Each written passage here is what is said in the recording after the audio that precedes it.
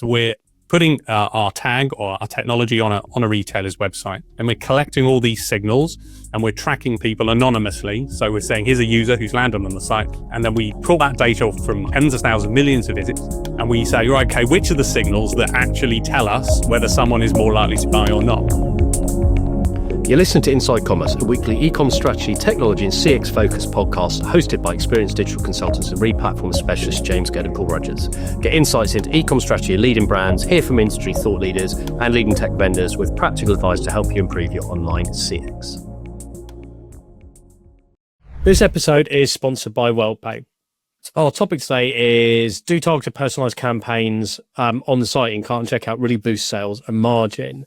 I'll introduce our guests in a minute. The reason why we're coming back to this content, we did a session a month or so ago around pop-ups, but it didn't really get into where I wanted to get to, which is more on the intelligence behind targeting and when you show versus when you don't show, and protecting margin and not just giving discount for the sake of it.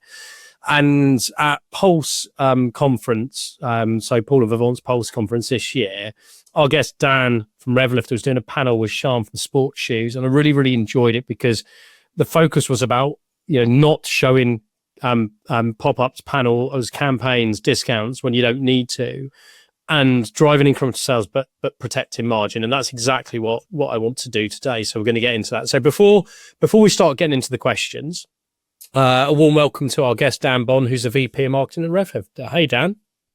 Hey, James. Hello. How are you? Thank you for saying you enjoyed my talk. That's very gracious of you. Yes, I did enjoy it because there was lots of practical things. And I think that's where I was coming from this episode, is the last one we did, it didn't get to where I wanted to. And I know we will do today. And I think the people listening will get a lot out of it because there's a lot of positivity around doing on-site interventions, I'll call them, as X intent basket abandonment or targeted contextual banners. But there's a lot of cynicism about overuse and crap usage, which I think is completely justified. And we all know it is, because we've all been smashed in the face by a get 10% off banner as soon as you land on a site. You go, whoa, I don't even know what I want yet. So before we start getting into the how you guys do this and the intelligence you bring in and how the brands you're working with are achieving results sensibly, do you want to give people who don't know Revlifter a bit of flavour for, number one, who you are and what you're doing there, and also what the company is? Yeah, sure. So I'm Dan Bond. I am the VP of Marketing at Revlifter. So I run marketing for Revlifter. I've been a marketer, a B2B marketer for, good Lord, man and boy, 20 years or so now. So I've been doing it a really long time. And it's always a great situation to be in, to be a kind of a marketer at a sort of marketing company, because, gives you a little bit of, I've worked in biotech and publishing and all kinds of other areas, but here I can apply some of my own knowledge and background and expertise into the product and kind of talking to and one of the things I really love doing is going to conferences and things and talking to marketers, talking to e-commerce marketers about their challenges and what they're doing. And that works really greatly with the and what Revlifter does. So, and that brings me into what Revlifter does, which is, so what we do is, promotions, discounts, offers, that's our space. That's where we work. We've done it in a few different ways over the years. But essentially what we're trying to do is give retailers a better way to use promotions, offers, and discounts. So we know they're really powerful. We know they're one of the biggest levers in the toolbox for most e-commerce brands. If you pull the lever and start giving a discount, you're going to start seeing conversions and sales go up. But there are big downsides to them in terms of two main ones. In the short term, the damage to profit margins. So you're giving away, every time you give away a discount, you're making less money. But in the longer term as well, the really big one is the damage to brand value and that perceived value of what a brand is worth if you just start being seen as a discounter and giving away the discounts. And the way we started trying to address that is by basically looking at behavioral data. So we're looking at the information. What information can we get about people coming to a retailer's website? When they come, there's all sorts of things they do which give off signals. So where they've come from, what pages they're looking at, how long they've been on the site, all those kind of things. Loads and loads, absolutely loads and loads. Every time they do something, every time they click around, every time they move, you're collecting little signals about what they're doing. And we can look at those signals. We can understand from those who's more likely to buy or not, who's more likely to need a promotion or a discount or not, or some kind of nudge. And then we can use that data to decide who gets one and who doesn't. And we've done that in a few different ways over the years. But essentially what we're trying to do is just enable retailers to use promotions and discounts, but without the harms, mitigating the damage, if you like. Cool. We'll come on to the intent bit in a bit. And I think that's the thing that I've seen the biggest shift in say the last 5 years in the tech that e-commerce teams are using is previously you could collect data signals on the day-to-day. You could know where someone's come from, what traffic source and what page they're on, and is it their first or second visit. But there was no deeper intent signals within the data set. And that for you to be able to calculate a score of, is this a high intent purchaser? What are they here to buy? Are they here to browse? Or that, what is it that we know about them that help us determine whether we need to intervene, not intervene, whether we need to be promotional or non-promotional, like information and support base. And that's a massive difference. So I think it's going to be good to tease it out. But we're going to start with the foundation of this conversation, which is like poorly targeted promotions piss people off. I had this recently on a site I've used loads, and I spent a shed loads of pet care brand. I spent loads of money on this site for my dog, 50 quid roughly a month with them. And I got a massive slap off, 10% off your next order, new customers. But I'm not a new customer. I can't be eligible to this because you'll block it on my email address because it's not a new email. And it was really, really irritating me so much that I decided not to buy from just that month out of spite and went to a retailer that sold that stuff. But so there are things like this where people are not thinking through how the campaign lands in the mind of the customer. What are the biggest mistakes that you see? What impact do they have? And how should brands think or behave differently? Yeah, it's a great question. And I'm sorry to that pet brand who lost your business. Yeah, the biggest mistake, so exactly the kind of thing we see is not thinking through the targeting properly. It all comes down to a targeting challenge, essentially, which is, we've got really good, we kind of talk about the 3 ages, if you like, of promotions. And it started off with that idea that, you just collect data from your website. You can put that into a spreadsheet and you might have data in your CRM or your CDP, and you can look at that data and you can start to use that and sort of instinctively or through your own, ideas, you can decide who should see a promotion and who shouldn't. We then moved into the kind of the rules-based world, which is more about, someone gets something when they reach a certain trigger, when they trigger something, when they hit a limit. And now what we're moving on to is much more this idea of analysis, data analysis, AI, machine learning, and dynamically deciding who doesn't get an offer. But it's mainly that thing of who should get an offer and who shouldn't. So the biggest mistake we see is the site-wide offers, just putting offers out to everybody when you could easily be more selective about who you show them to. That could be based on CRM or CDP data, or in our case, we're collecting behavioral data. But you can make much better decisions about who deserves an offer and who doesn't. You're damaging margins, you're setting expectations incorrectly, you're showing people irrelevant stuff that they don't need. So there's also, we see a lot of problems with clashing codes as well. So it's very much true with the bigger retailers. They've got into the ebb and flow of trading and the day-to-day run of business. They've got a lot of different tech. You've got things doing pop-ups. You've got things doing email recovery, SMS, WhatsApp now. There's loads of different things going on. You've got promotions might be run by one team, and there's a different team. There's one team responsible for acquisition, another team for attention. We've got a brand team who don't really want any of this stuff kind of going on the site. And so there's all this sort of clashing going on as well of different offers. Someone's offering 10, another one's offering 15. So having some kind of coordination behind it. And often, we just a lot of retailers say this to us when we start working with them, that the biggest benefit they've seen is less so on the delivery, but more so on the fact that as a team, they're thinking more strategically about how they use offers. So who should see them, who shouldn't, when is the right time to use one and when not? How do they make sure that you're not clashing? How do you leave people alone when they're trying to buy rather than interrupting their process? It's about targeting. It's about who sees what offer and in what context. That's the main issue that we tend to see. Ready to grow your business online? With WorldPay e-commerce, you can deliver fast, secure payments your customers love, backed by global reach and real people-powered support. Scale with confidence and enhance your customers' experience with WorldPay e-commerce. First question from me. So you guys have both talked a lot about intent so far. And I think we've talked a bit about this in previous podcasts as well, James. We obviously had David Mannerheim on before as well, who's talked a lot around kind of where intent should sit in different places around the kind of econ stack and front end and everything else. But how are Revlifter actually kind of using or like allowing people to use these intents, and how are intent signals, and how are you building them? Like how granular is it? How is this being managed within the platform to allow people to kind of, be more, purchaser, about to buy, bottom of funnel versus, new user, etc.? Like, how are you actually doing it? Yeah, and it's a really interesting question because it gets into, as I say, those 3 phases of offer platforms, and we're now into the 3rd phase. And what we're starting to realize is humans aren't the best people to make those decisions because we're full of biases and our own ideas about who should get what and who shouldn't, and what products should get discounts and what shouldn't. The best thing to do is to say, we now have tools available, AI, machine learning, algorithms, modeling, data. We've got a data science team in-house who look into these kind of things. So they're approaching it much more from the perspective of saying, rather than assuming we know what are the signals that are going to tell you whether someone is going to buy or not, let's find out. So we're putting our tag or our technology on a retailer's website, and we're collecting all these signals, and we're tracking people anonymously. So we're saying, here's a user who's landed on the site, and they go around the site, they do a bunch of things, and then we put all that data from hundreds of visits, thousands of visits, tens of thousands, millions of visits. And we say, right, okay, which are the signals that actually tell us whether someone is more likely to buy or not? And often it can be surprisingly not the ones that you necessarily think about. So you might think some of the classic ones are things like people who use search are more likely to buy. People who've come from social media are less likely. People who come from email tend to be more likely to buy.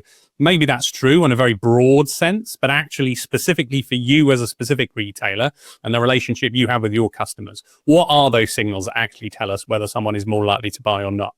And then we're collecting all of those signals, thousands of them in real time. It's all going into the model. The model's working out which are the ones that are more likely to tell us whether someone is likely to buy or not. And then it's able to make predictions. It can forecast and make predictions to say, well, based on these people who are doing these things, based on what we've seen from people who've previously visited your site, are these people likely to buy or not? So if you like, we're sort of abstracting ourselves out of that process and letting data and the actual outcomes and the results tell us whether these are good signals and which are the right ones to use and how much weighted they should be towards whether someone is likely to buy or not. And then the system is actually able then to make the decision. And the key bit for us, one of the key things for us when we were thinking about this, is it's very easy to kind of do the intent modeling bit and say, okay, we can give you a kind of a score, which you can then make a decision on. But a lot of retailers say to us, but what is the decision we should be making off the back of that? Like, what should we do when we have a score? What does this mean? So all we've tried to do is add actionability. So because we've got this focus on promotions and discounts, it's making that actionable thing. Should this person get a discount? And what is the discount this person should get? So for a lot of people, for the most of your traffic, if you think about a normal retailer, it's 99% of people don't buy, right? That's the well trotted out statistic, 99% of people. So most people aren't going to buy. It's a small number of people who are. So if we can anticipate as many of them as possible and say, well, these people don't need a discount, we don't need to give them an offer, that's going to be saving the retailer a lot of money initially. And then amongst that big 98, 99% of people, there's a big load of people who would buy if we gave them a promotion. Can we really do a really great job of identifying who they are and then stick an offer in front of them? Then you're going to deliver additional revenue, incremental revenue. So we're then trying to measure, are we delivering incremental revenue? Are we saving discount budget by not showing it to people? And that's giving you a total figure where we're adding value to the retailer. Bit of a sub question, and I don't know the product as well as James does, and I didn't get to see the talk at Pulse. And it's bit of a tangent, I'd say, but you've got some really big brands. I've just been going through your site. Obviously the intent data itself is, hugely valuable. Are you, or do any of your customers use that data for anything else? Like, is that available to them via like a data layer or something? And do you currently kind of, inject content or, do any kind of data collection stuff? Do you do anything else with that data? Yeah, so we do. So we've got a few core use cases that we tend to use. Certainly data collection.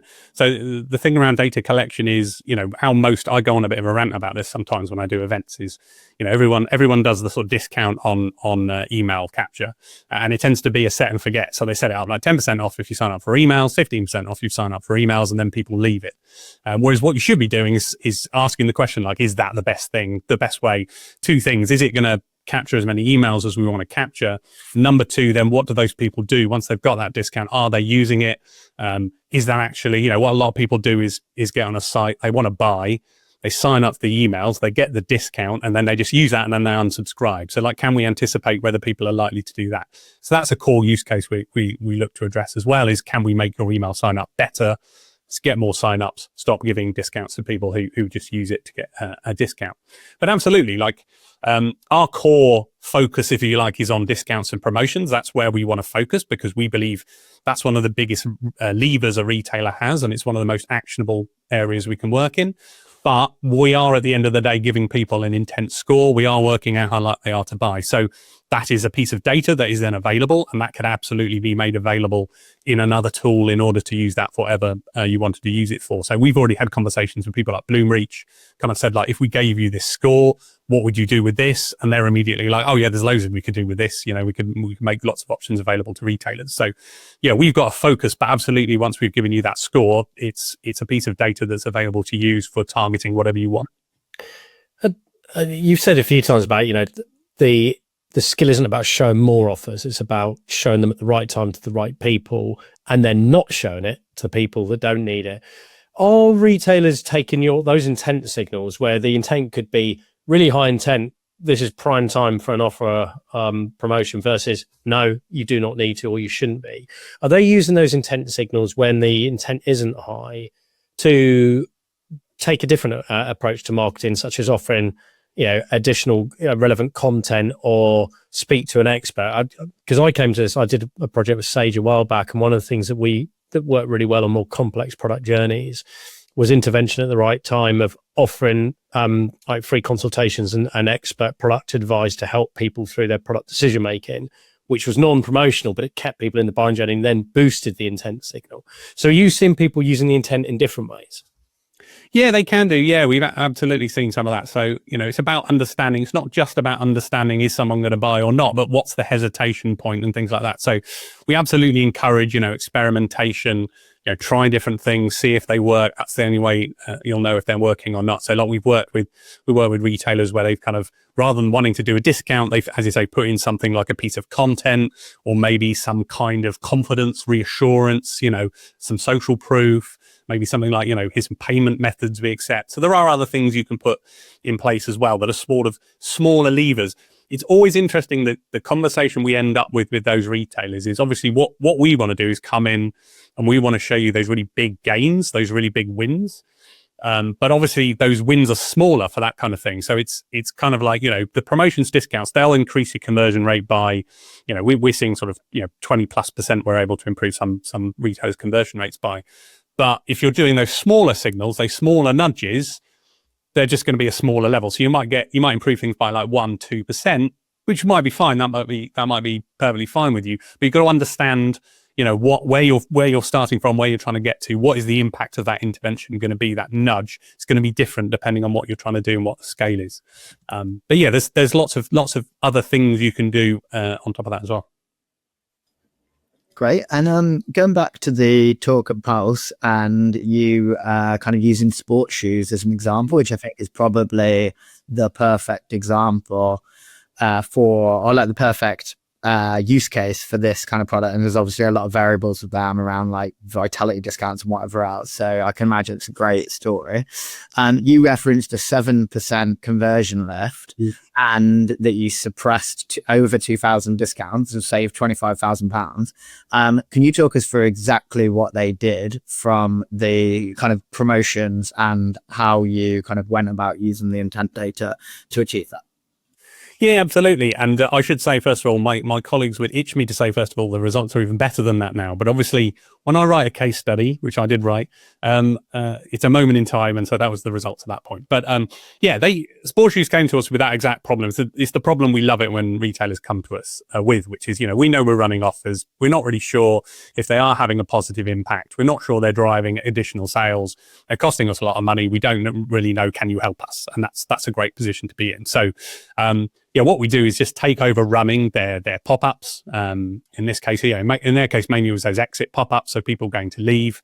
And then we're able to say, well, look, we'll apply our intent rules to say, let's not show those offers to people we believe who are very likely to buy, who have a high chance of buying.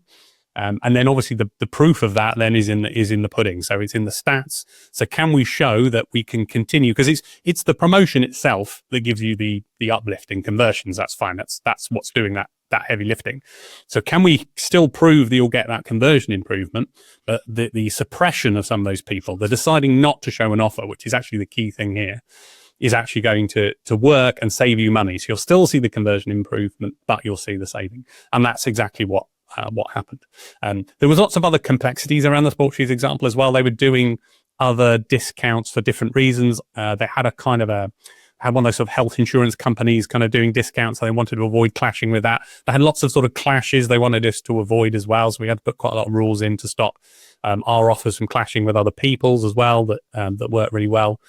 We did some testing with them around messaging, particularly around in different cultures and different countries, what was the right kind of copy to use. We found softer copy worked better in France, for example. They weren't, the French are not so keen on very hard discounting language, whereas people in the US are a lot more open to it. So, the key thing really was the fact that once you start using intent as part of the targeting, you just see that big suppression and that big saving. And in many ways, the decision not to show offers and who you're not showing offers to is the real interesting part of the story.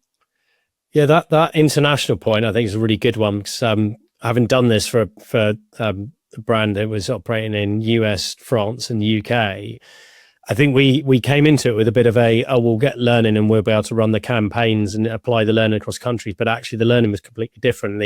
The visual aesthetic in the campaigns was completely different. How different elements of copy landed and influenced impact. So we had testimonials in the UK gave a big uplift, and it was measured incrementally using holdout tests. And in France, testimonials had zero impact at all, and we ended up not using them. But stronger visuals had a far bigger impact. So it's so important, isn't it, to bring in those segment, and it's not just it's not just country by country, but it's also segment by segment, the nuances of what style works. Yeah, absolutely. Yeah, we did an interesting one as well. So we worked with Club L London, and they've got they had this thing. It was a really interesting thing for me. I had to write this up, and I'd never heard of it before. But they had a lot of events going off across the US in different states. There's a thing called the White Party in the Hamptons, which is a thing I'd never heard of before. But when that was happening, when people were planning for that series of events that go on around that date, they wanted to run specific promotions for specific products in that area. And they had similar things for the Texas races, for spring break down in Florida. So they had these very specific sort of geo-targeted things they wanted to run so we can enable them. So there's all these sort of thing of like these little nuances of things you might not be aware of that, people want to sort of rally around and make sure they maximize the value from those events and those happenings and those things. So yeah, whatever you can do to be aware of those different cultural pieces and make sure you maximize your return in those time periods is a good thing. Great. And so we've talked quite a bit about pop-ups and discounts maybe that are probably more relevant to kind of volume retailers and brands. And one of the questions that James has put here is around more premium and luxury brands. And from going through your site, you've definitely got some of those. Mm-hmm. How do they typically approach using Revlifter versus some of these other brands that are doing kind of broader promotions? Yeah, there's some of the most interesting stuff is that difference between different kinds of retailers and their current use of discounts, how they'd like to use them, the challenges they have, whether that's luxury, whether that's, we have retailers who are kind of furniture retailers who sell, not so many items, but they're much higher value items. The AOV is much higher. So it's more interesting. There's a much longer decision-making process that goes into buying something like that. So it's a much longer sort of buying cycle. One of my favorites, we work with a company called Flow Kayaks who, spoiler, they sell kayaks. And the interesting thing for them is they came to us with a challenge around cross-selling and upselling. It's quite hard. Someone buying one kayak generally doesn't want to buy two kayaks. That's not generally how it works, but they might want to buy, a paddle, a life jacket, and some gloves, whatever it is. So there was a lot of challenges around cross-selling there, trying to get people to sort of pitching cross-selling at the right level to kind of say, if you're doing a stretch and save, for example, so giving people a target to hit to say, if you spend this much, then you can get a discount. you don't want to be saying, you know, well, it's £1,000 a kayak, you get a discount when you hit £2,000. No one's going to get to that, but you might be able to encourage them to add those extra few smaller items to hit a limit to trigger a discount to buy those. With Radley, so we were at Radley, the premium accessories retailer. They were very much aware that they were overusing discounts as a luxury retailer, and they wanted to pull back. So it was very much a challenge of just how can we start to intervene to use discounts less and less, and particularly on specific product areas and specific anything that was quite low margin. Can we make sure we're not damaging that and showing it to those? Yeah, and you also get luxury retailers who kind of say like, well, we just don't want to use discounts, but we want to figure out what is the right nudge messaging, and they might want people to do something else. Like, for example, we were speaking to Harrods at one point, and there was a really interesting challenge there where they were like, what we really want people to do is not so much buy products, but buy experiences. So is there a way we can sort of nudge people towards experiences rather than products? And that's a really interesting challenge to see if a promotion can do that, can push people towards an experience instead. And so, yeah, there's lots of different ways. For us, premium brands are great because they're far more worried about that margin and that brand risk problem. And so working with them over a longer period of time to see if you can address that brand. It's a difficult thing to measure, are we not damaging the perceived brand value over a long period of time? But there are ways we can do it, and it's a really interesting thing to see if we can solve that. I think these sort of campaigns are such a great opportunity where you've got like loyalty that isn't automated, where people need to sign up and register an interest for it, being able to promote schemes that are a value add to customers based on the data signals that tell you that they're relevant to these elements, and be it thinking about it much broader. I think there's such an opportunity for people to think more strategically about this type of marketing on site. And that leads me on to my next question. There was a decent segue in here. There's some structured thought going on at the moment in my brain, which is gamification. For me, is an underutilized element. I still see too many campaigns. It's not directed to you guys. Generally, a lot of e-commerce sites where it's very, very predictable what you're going to see and the style and the layout, and it's very formulaic. But you have the ability now to embed gamification into it.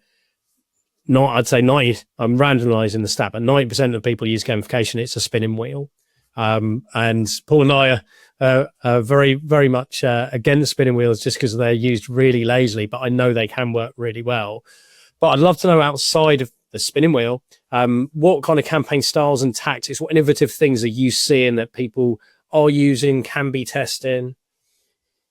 Yeah, I agree. I hate the spinning wheel thing. And the thing is, it's just a mechanism in front of a discount. Like there is a discount behind it. You just got to figure out how to get to it. And, it's sort of, there's no real gamification or surprise element to it.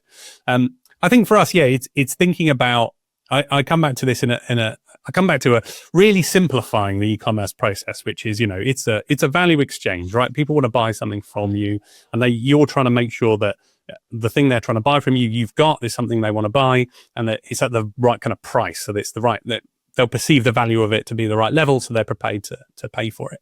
And that's all everything really comes back to. And it comes back to, getting more people to buy more things more often. And a lot of these things can sort of just end up getting in the way a little bit. It's sort of overthinking, if you like, on these things. Things that work really well from a gamification perspective. Stretch and save is a good one. As I say, you can gamify stretch and save. So you can say, well, here's a limit. If you hit this limit, you'll get a discount. You can sort of gamify that by making it a bit of by visualizing it a little bit and saying, well, if you're this far, you're 70% of the way there. If you add tie it to product recommendations is always a good idea of things about the right price that they might be interested in, some relevance in there, and then you can push people to that right level. It's really thinking about things that are actually going to deliver value and actually are meaningful to the people who are coming on the site as well. We've done a lot of things with brands where it's kind of been like, rather than just offering a discount, you do something like a competition. That's good for an email capture. We've done that with quite a few brands where rather than just saying it's 10% off, you might enter a prize draw, and every month, one person gets their basket for free, or refund their basket, or you could do a prize draw instead. There's lots of things you can do around that. I think, yeah, it's just really thinking about that value exchange and thinking, where does it actually make sense where you're giving someone a reward and they're doing something to earn it, and they generally then feel like this is a good thing. I feel like I've got something out of this. Whereas a lot of these these tactics are really just putting a little thing in front of a discount in order to make it feel slightly more fun, but it's not really going to add any value at the end of the day. Yeah, I think that's exactly it. This is why I'm deeply entrenched against the spinning wheel, because it just seems such a pointless. Give me the 10% because I know I'm getting 5 or 10%. I can't be asked to watch this bloody wheel spin round for 5 seconds for no point. And then also to find out I've got 10% for new customers and I'm not a new customer, so I can't avail it anyway. Brilliant. Yes. But I come back to your point about what true gamification is and that engagement thing.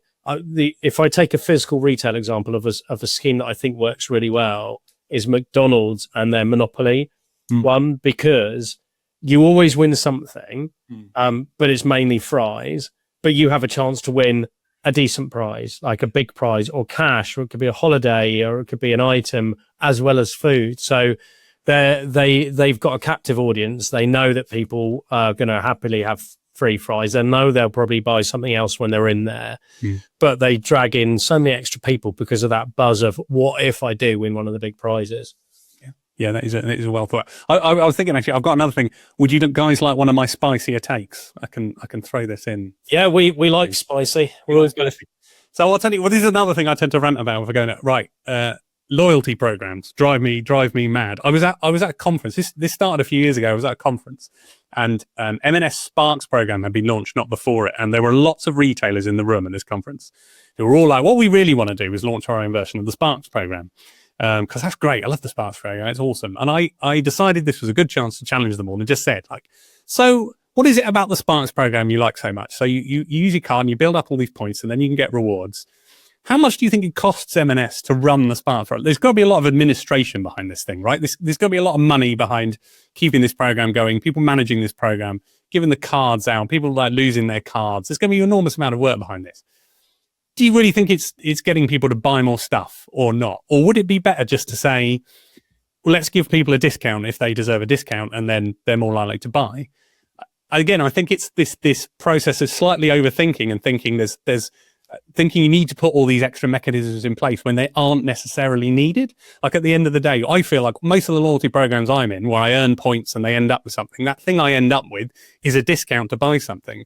It would be better if you just said, if I'm coming to the site, if I'm coming to buy something and I look like someone who deserves a reward, then perhaps give me a reward. But don't make it into this kind of false sort of gamified thing where it's like I have to earn it. It doesn't, for me, that doesn't quite work. I think you could deliver something that works in a similar way, in a much simpler way that I would understand a lot more easily. I can understand the value of a lot more easily, and would definitely drive much better outcomes for you as a retailer.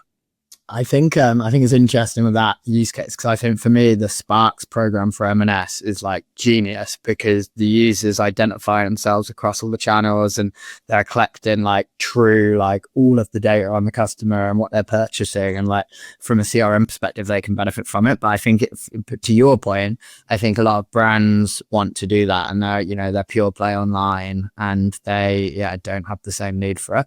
But yeah, very interesting take, that one. It's always a good debate, the loyalty one. James, over to you for the last question. I think my one's kind of been covered a little bit. Yeah, we were going to dive into the incrementality piece, but actually, do you know what? I do have a question related to that. Is how technically within the platform do you handle the incrementality measurement? Because I go back to previous tools I used where basically we just ran simple holdout tests, segment, have cells, one as a holdout, one with the campaigns running, and then monitor all of the metrics across those from those who see nothing. Basically, they get an empty pixel versus those who see the actual thing. How does it work within Revlifter? That is the way we used to do it. We used to use holdout groups a lot to kind of say, let's take a little portion of this and kind of decide and kind of show what would have been the conversion rate for these people who didn't see something. But actually what we're moving to now, and this is what the sort of machine learning and the AI enables, is because we can forecast, because it's able to say, well, look, what it can do is say, well, I can look across all this data and look at the future purchases, the people coming to your website now, compare them to the past, and I can actually forecast and say, I think this is the number of people who are likely to buy. And if you offer them a discount, this is the number of people who then would be likely to buy based on previous behavior. So it's able to do very accurate forecasting about what the impact will be. And that's actually proving the incrementality. And then we can discover whether it's true by seeing then what happens. So we're all about kind of, we understand that the importance when you have a model like ours and the credibility of that with retailers is showing that it's accurate as possible. So it's really, we can make a forecast, and then that forecast is as close as possible to then reality that happens. And so that's what we're looking to do all the time. And the model gets cleverer and learns, it's picking up new data signals all the time and is learning and is getting better and better and better and understanding the visitors and what's going on, and, changes in the market and things that it goes up and down. It'll spot all those things coming because it can see them in the data. So actually it's moving from an after the effect, can we see like what actually happened, to sort of saying, well, look, we can forecast what is going to happen, and then afterwards we can prove how accurate that forecast was. And that's actually where we can prove incrementality and show that actually these are additional purchases, not ones you would have got anyway. Can think of two vendors that have conned many of our clients that I won't mention, that have intentionally made a living from not showing incrementality and kind of tricking some stakeholders. But yeah, that makes sense. And I think on that topic, so that takes us nicely on to the next questions in terms of kind of measuring incremental value. How do you have A/B testing capabilities to kind of support that? And how granular can you go with that? Yeah, with granular, like we've done lots of A/B testing, A, B, C, D. We can do multivariate, as many levels as you like. The challenge tends to be the volume of data, depending on the retailer working with. So we do work with quite small D2C retailers, and in their case, often they want to do an experiment, and you say, well, okay, let's look at how much data we need in order to prove the validity of this experiment. It's going to take you like 3 months before you'll have enough data on this particular very specific case, before you have enough data to be valid. But yeah, you can do it at all those kind of things. We've done it, for example, a classic example is to run 5, 10, 15% off against each other and say which one maximized the return. Being careful to say that the obvious answer to that, I always do this at conferences and say, okay, which one do you think got the best result, 15, 10 or 5? And people go, well, 10, 5. And I'm like, no, it's obviously 15%, right? The higher discount is always going to get the best result. But the interesting thing is what you then measure below that. It's not just what was the higher conversion rate, but, considering you gave value away there, and then think about, those cohort of people you've acquired there, what's the LTV of those people? Was it really worth acquiring them at that discount? You've got to go to a deeper level than that. But absolutely, you can get really granular on that. You can say, like, let's test different kinds of messaging, different kinds of imagery, different kinds of discount. But we're much more heading towards now with this sort of data era of this AI driven era, if you like, that, we can actually forecast those things a lot more. So we can actually say, like, rather than running a live test, we can say, well, look, this is what the data is telling us will happen if you use this approach, or this approach. And then again, we run it, and then we say, like, how close to reality were we? What do we need to do in order to make that prediction better? But yeah, you can get as granular as you like as tests, just as long as you've got enough data to prove what you were trying to do. And where's Revlifter headed? All tech businesses have roadmaps and client feedback about what people want, what people love, what people want to see more of, what frustrates them and they want to see improved. So what's your priority list come up? What exciting things can merchants expect? Yeah, I mean, I've talked a little bit about it as we're heading in this direction of much more, what we've had up until now is an e-commerce platform, which is, the old sort of SaaS model. And there is talk, I don't know if you keep your ears to the ground in the SaaS world, but there's talk of something called the SaaS apocalypse, and the idea that, and it's a fair challenge, like, is the future actually giving people platforms, putting platforms in the hands of marketers and retailers and saying, here you go, figure it out. Here's some basic instructions and guidance and a bit of support. Figure out how the best way to use this. That's kind of the old model, and it's kind of probably heading quite rightly into the bin.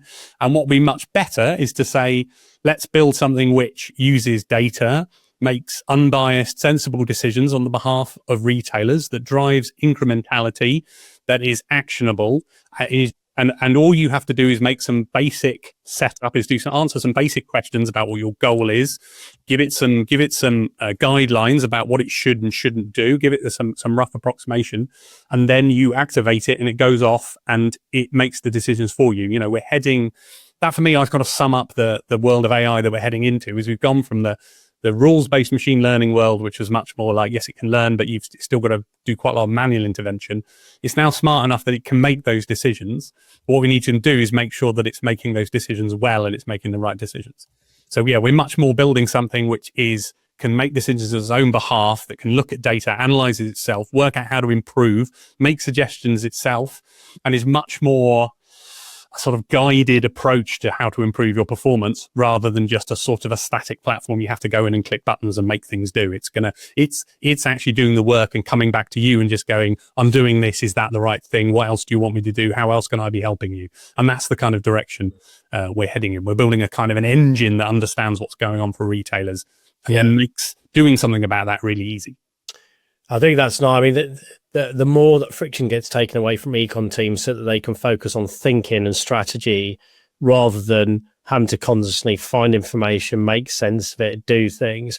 It's amazing when you see the way that modern platforms, whether it's, you know, Shopify with Psychic and its ability to proactively suggest things and also execute things on your behalf, or intelligent agents in integration layers like Patch, where there's so much going on that's just speeding up decision making. It's great to see. Yeah, absolutely. And that's absolutely what I'm trying to do. And just marrying that, there is all this data available now, and if you understand it and you can action it, then there's a huge amount of value to be extracted. So yeah, let's get on with that. Let's make it happen, because that's what's going to help retailers who, running a retailer is a hard job. Let's make it as easy as possible for them. Yeah, exactly. Look, Dan, thanks so much for coming on. I mean, I could ask loads more questions and eat up the rest of your Friday afternoon, but it's Friday. We should all go and have a nice, enjoyable rest of the day. For those listening who've got any questions, if you want to challenge Dan on anything, if you've got a specific use case or scenario where you want to grill him on how Revlifter's product could actually solve the problem for you, his contact details are on the landing page. Do reach out. He's always happy to have a conversation. Certainly am. Yeah, thanks for coming on. I hope everyone's enjoyed that. Keep your ears peeled for the next episode. Excellent. Thanks, James. Thanks, Paul.